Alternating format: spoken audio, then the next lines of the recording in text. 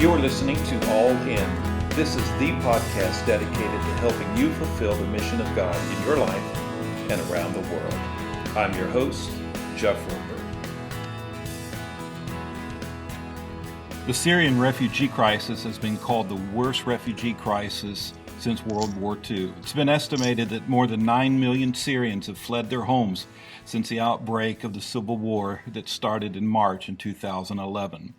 I read one estimate today that 1 out of 2 Syrians have been displaced. Thousands, tens of thousands, hundreds of thousands of them have been flooding here into Europe. Perhaps you've seen this on the news and you've asked yourself, what can we do? What can the church do about this? How can we help these people in their time of suffering? Well, today on the podcast, I've got with me the International Coordinator for Foursquare Disaster Relief, Chad Isenhart. Chad, welcome to today's podcast. Hey, it's great to be here with you.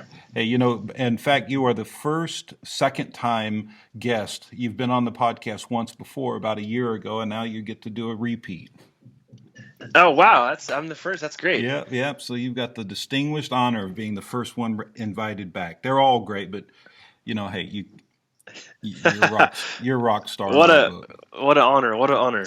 Hey, let's talk about this Syrian crisis. I know you're deeply involved in this, as well as quite a few other disasters that have been going on around the world. But let's talk about the Syrian crisis. What are you seeing? What are the observations that you're having about this situation right now?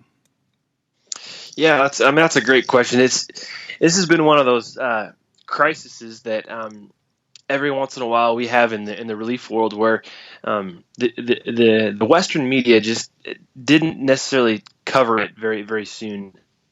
We've been working responding to both the Syrian crisis as well as Iraq, and it kind of goes back and forth between the two countries probably for about 3.5, 4 years almost now. And our ability to respond has always been limited by our funding. And our funding is primarily directed, or in response to how the U.S. and the Western media covers it. So at different times, there's been, there's different times. There's been times when it has spiked in the media attention and people give, but for the most part, we've been very limited to what we've been able to do. But more recently, in the last, 9 months or so, the attention has grown so much that now, the U.S. church and the Western church, for that matter, is really asking, we want to respond. What do we need to do? But it's just been horrendous to see the stories and different things coming out of the region. We've been responding a lot in Turkey recently.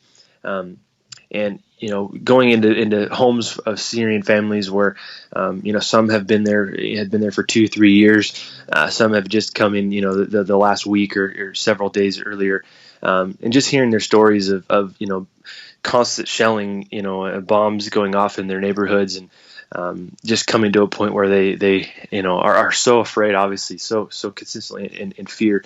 They have no other hope and no other option but to try to flee. Coming out of a country with nothing but maybe a bag, or sometimes just they're grabbing their documents and their family and fleeing, and seeing these families in these homes, and just so much need, so much hopelessness, but seeing us as the church to be able to respond and give them a message of hope and some supplies and just show them Christ's love. It's just amazing to see that their openness to the gospel and assistance. It's incredible the things that we're seeing and the huge need. Yeah. Now this is involved. You've been involved in a camp there in Turkey, correct? That is more of it's not like a transit camp. It's where they're staying there for a long period of time, correct? Yeah, we've been working in 2 different places in Turkey. One on the eastern, southeastern side, and one on the southwestern side of Turkey, and one of them is more of a traditional camp where people are actually living in tents and makeshift kind of shanties or whatever they can come up with. And the other one, actually the local government allowed the refugees to move into an old mining camp or tent, and so there are some buildings and outhouses and things that they've been able to move into. But yeah, these are folks that have come over, and they're not necessarily planning to assimilate into Turkey maybe, or leave to another European country. They're either deciding we're going to move back to Syria once the war ends, or they're just going to stay in Turkey for that matter. Okay. And but just huge needs. At one point I was there. It was in the middle of the winter, and there's snow on the ground, and they have their tents on the ground, and some of the tents had a little wood stove, but some of them didn't. But just incredible need in both of those locations. How is the church there responding? Yeah, it's amazing to see. In Turkey, the Foursquare Church is the largest denomination in the country, which I think allows for them to feel a responsibility to respond and to make a significant response to the crisis. So, seeing pastors, both Foursquare and non, working together in these areas. They've really taken the call to action seriously, and have gone in and made a real effort to make these folks feel like they're at home, that they can get assistance and get access to the things that they need. Like I said, we were going into these homes where folks had been there maybe long time, or some of them had just been there a couple days, but seeing them ask questions and why are you here? What are you doing? And just watching our pastors there be able to openly share why they're doing what they're doing. A lot of times using stories and illustrations from the Bible to talk about why they feel like they are here to help and why they are helping. And just feeling, seeing the door open then for people to, say, well, my grandmother's sick, can you pray for her? Or this is going on. Can you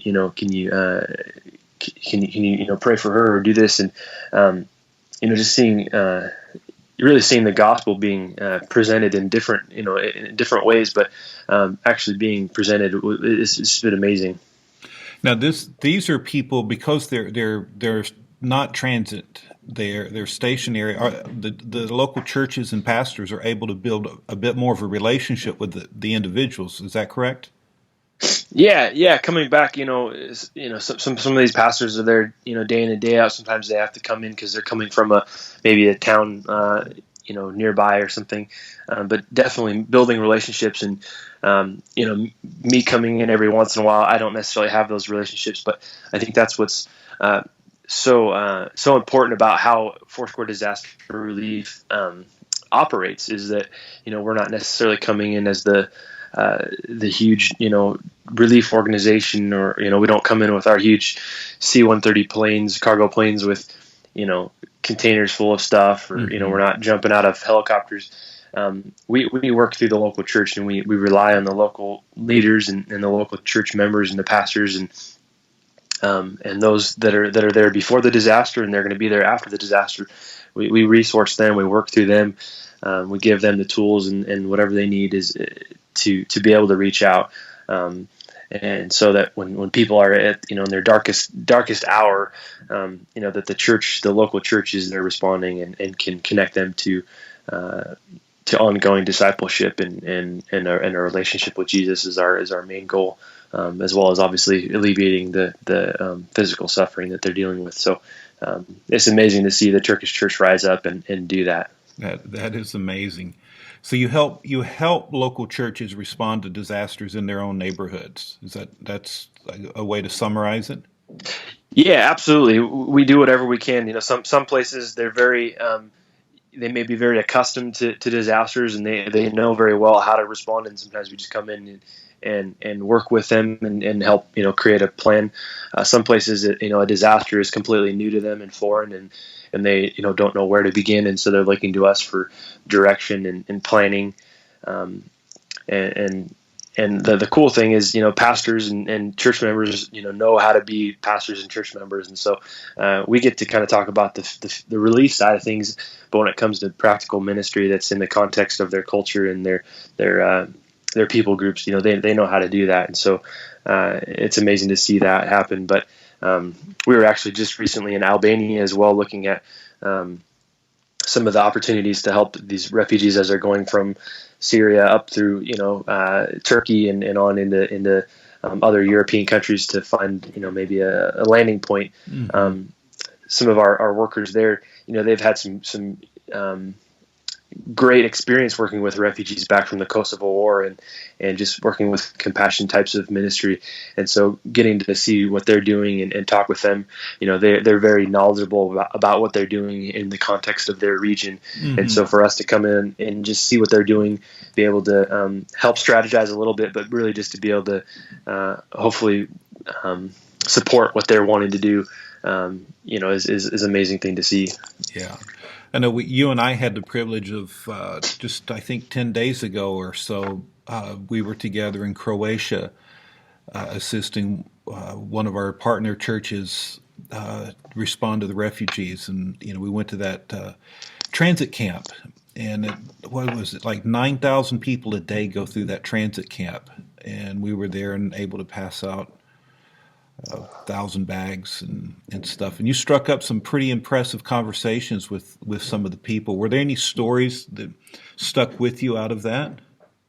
Yeah, it's an amazing thing. This is one of my first experiences with a transit type of camp. Most camps and refugees or assistants that I've worked with in the last 7 or 8 years has normally been with people that are either resettling or it's whether they're internally displaced in their country or whatever.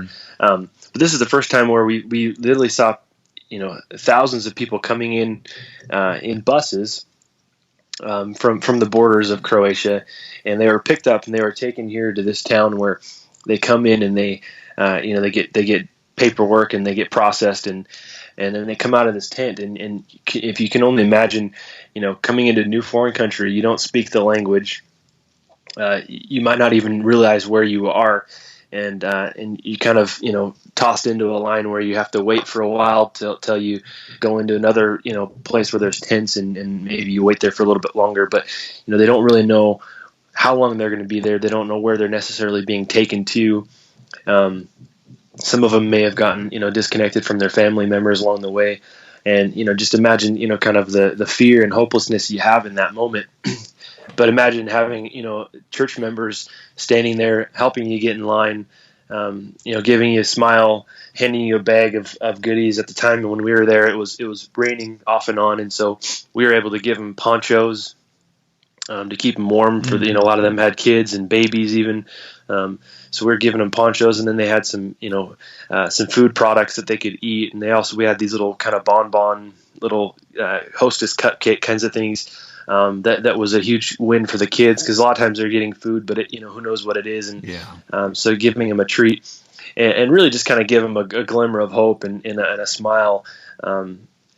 So along that lines, we were handing out these goods. I was just kind of standing in line. These people maybe sometimes waited 20 minutes until they were moved on to the next checkpoint, basically. And some of them I had met.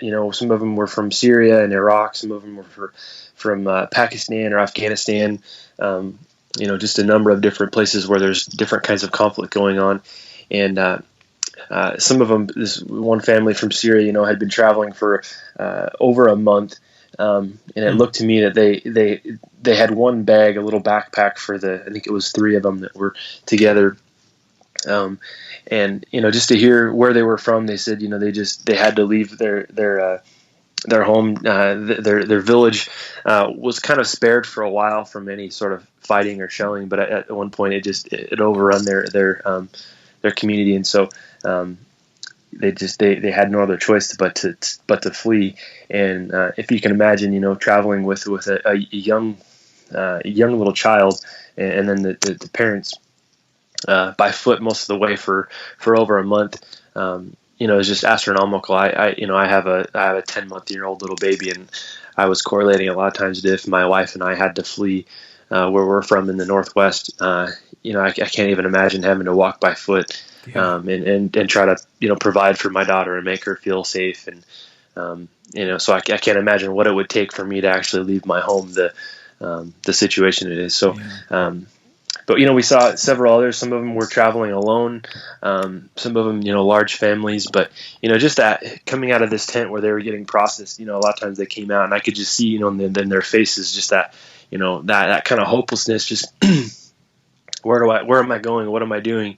And it was just incredible to be able to have church members there. We were also working with Samaritan's Purse, and the Red Cross was there as well, and able to give out blankets and those ponchos and things. It's just incredible to see the partnership between a bunch of different organizations, but to be able to alleviate their physical needs, but then also have the church there that was we were limited in what we could do in terms of praying with people or those sort of things, but being able to plant seeds is what we really were praying for, that as we handed that bag and gave them that tract, that seeds were planted, that along the lines that somewhere they're going to be able to start asking somebody questions as they continue to receive aid.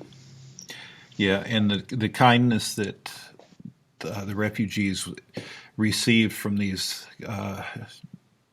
devoted church people, I think, will plant seeds in them, the kindness and compassion of Jesus. It's like it says in Romans, it's the goodness of God that leads us to repentance. And I think I was profoundly, like you, profoundly impacted looking at these hundreds of people going through their, just constantly, and their entire earthly possessions reduced in most times to one bag. Like you said, a family of three with one small backpack, and some with their just a little plastic bag. And I only remember seeing one actual suitcase, like a carry-on type suitcase that one lady had, and everything had been reduced, and they had been forced to flee. And what that must be like to be in a place where it's a foreign language, foreign customs, you can't understand when the people are yelling at you where you're supposed to go. And so it was a very moving thing. When in dealing with this, like you, because I work here in Europe, I get people contacting me all the time, and I would imagine you get a whole lot of people contacting you saying, hey, what are we going to do? What are we going to do?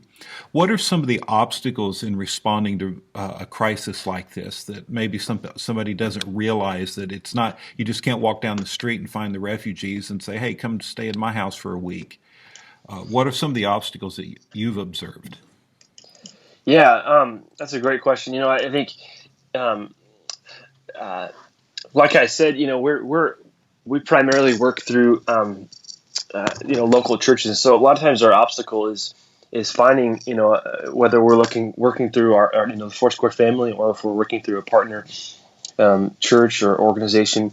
But it is difficult to find those areas where you can work with. I mean, there's huge needs, obviously, across all kinds of Middle East countries and into Europe that are receiving refugees. But first is finding that connection point. And we get asked a lot of times for people that have a heart for different areas, and sometimes we don't necessarily have that connection where either the local folks have the ability to respond, or whatever the case may be. But that can oftentimes be a real limiting factor, or maybe the government doesn't allow assistance aid, relief aid, unless you're registered in that countries, and sometimes we're not necessarily registered to respond with aid at the moment of a crisis. Right. But then beyond that, I mean, the needs are huge. I was when we were on this trip just recently, I was thinking a lot of times, if we had $1 million, we still wouldn't have necessarily enough to respond. So financial limitations are unfortunately a lot of times very real in these settings, and so we actually just recently did a big campaign in the U.S. Called Project Sanctuary, where we're trying to get Foursquare churches in the U.S. to respond to the need and to give.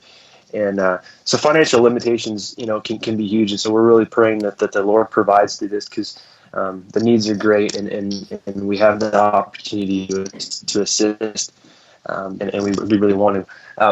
The other limitation a lot of times is we a lot of times we have a lot of churches in the U.S. that have the heart to maybe gather donated goods, jackets or blankets or whatever food products. But many times a limitation that we have is the customs and shipping factor. I remember back to the Haiti earthquake where, we at one point we were sending down a container or two of food products from the U.S. into Haiti, and I think it took 9 or 10 months for that container to get through customs to where we were able to bring it out. But it also cost us, astronomical thousands and thousands of dollars to bring it out of customs for, they would say, taxes and fees on that. Others might say it was bribes and other things. But the reality is that, the world that we live in, when you're bringing in products into a country, they're always worried that you're going to end up selling those goods. And so it's always difficult to help people understand that, while we may be able to get donated goods and it might be easy to bring it in on this, on the U.S. side, bringing it into foreign countries can be just a nightmare. And sometimes you end up paying more than you would have if you would have just bought them in that local country, as well as the time constraints. It could take, like I said, that container into Haiti took almost 10 months to get through. Whereas, if we were able to, respond with finances and buy supplies in the country, we could respond, a lot quicker.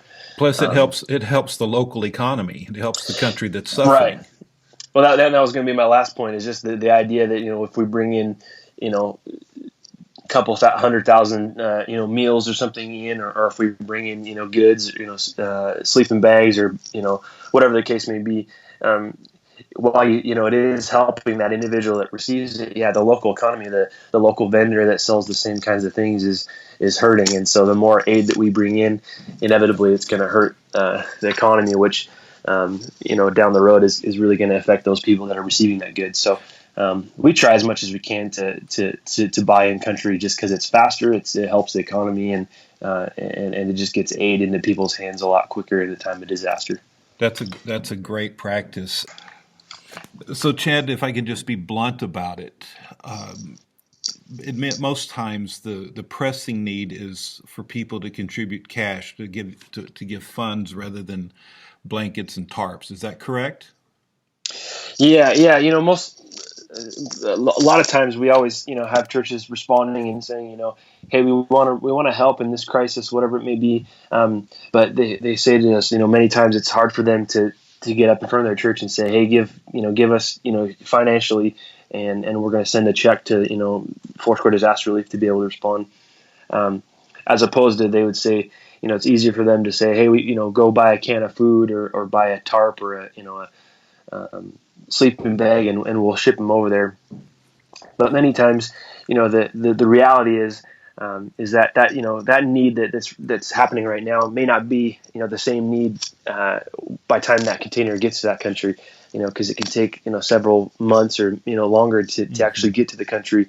And then we talk about things like hurting the local economy. If you send in thousands of meals or clothing or whatever, the local folks that are selling those sort of goods in that country, they're losing out on all that business, and we may be helping that individual right then with a physical need, but the economy is hurting, and eventually that will affect that person that received that good. So the ability when people give us finances is we can get aid locally, buy it and support the local economy, buy things in country, which obviously helps, and then we get that aid to people immediately, as opposed to waiting months and months, and then finding that maybe the stuff that we are sending might not actually be needed as much as it was when we first had that need. So it's a harder sell, I know, for churches and pastors to be able to go to their congregation and ask for funds, but the reality is it allows us to be able to tailor what we're responding to a lot quicker and meet those needs better. So.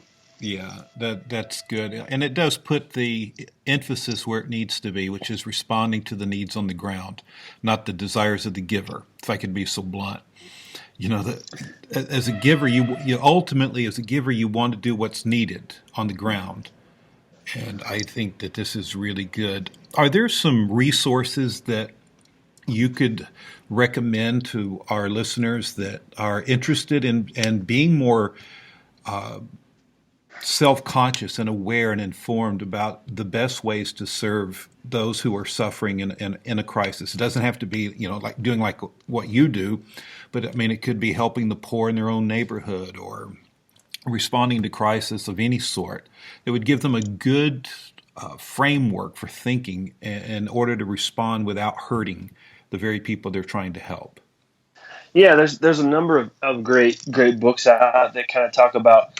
I think the short term missions kinds of idea behind this. When helping hurts, they created some great resources and books.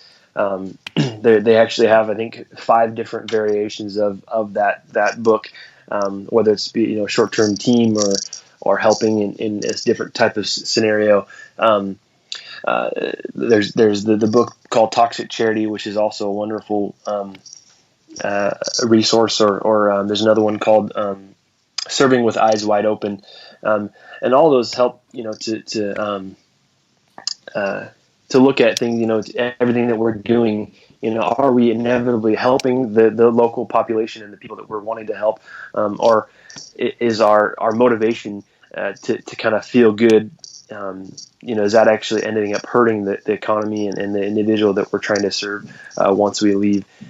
So it kind of gives you a paradigm shift of what you're doing and why you're doing it. I really strongly suggest reading some of those books.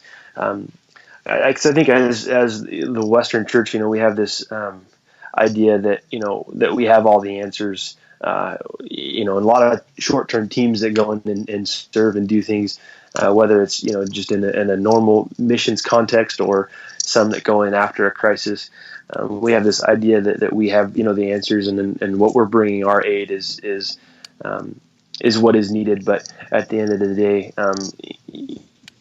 so oftentimes we are hurting more than we think with what we're helping. So those are some great resources to look at. Good, and we'll include links in the show notes for people to find all of those titles that you did mention. I know I was also helped a lot. I don't know if you've ever read the book called The White Men's Burden.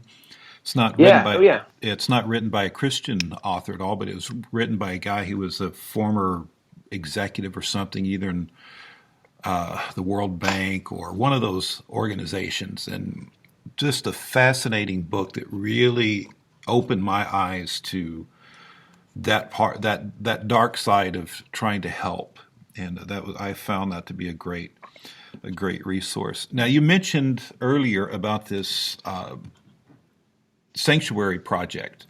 Now, and you mentioned it's a U.S. thing. Now, people from outside of the U.S., can they participate in it as well? Yeah, absolutely. When I say it's called Project Sanctuary, is kind of the idea that we coined it, I guess you could say. And it was sent out to every Foursquare church in the U.S. Just because we have the ability to send that, but it's available. We'll put it in the show notes as well. But it's not necessarily just for obviously the Foursquare church in the U.S. It's for anybody. Our global Foursquare family. I know I got an email recently from some folks in Europe actually that received it, and so we absolutely want to share it with whoever. And it has a number of resources. There's a video. There's some prayer points and talking points for if you wanted to show it at your church.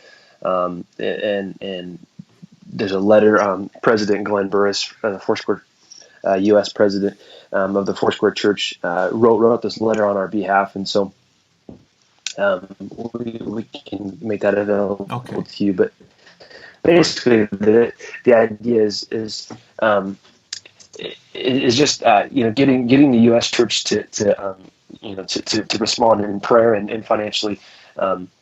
And to take action, in response to this crisis, and it's one of the largest refugee crises since World War II. They're saying, and so it's just kind of trying to open up the eyes of the church to say, this is happening, and we have an opportunity to respond and and asking how are you going to respond, whether it's in prayer, whether it's financially. We also have some opportunities depending on the situation. If there's a team that wants to go, I was talking recently with some of our folks in Europe as well as in Turkey to say, is there a need for maybe like some medical teams to come in, and they're very open to talking about that, or some other kind of ministry teams. So there are opportunities for individuals to come, or sorry, not individuals, but teams to come and serve in partnership with our family.